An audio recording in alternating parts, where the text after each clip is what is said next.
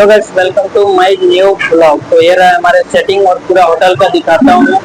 और आज संडे है तो दिखाता हूँ पूरा होटल। मैं चलता हूँ मैसूर बनाने। ये है हमारे मंचूरियन और इधर राइस पक रहा है और ये हमारा सेटिंग है। इधर अभी बाकी है लगाने के लिए, तो पूरा सेटिंग लगाना बाकी है। और ये रहा चाइनीज का सेटिंग, इधर चाइनीज का ऑर्डर और इधर मैसूर का।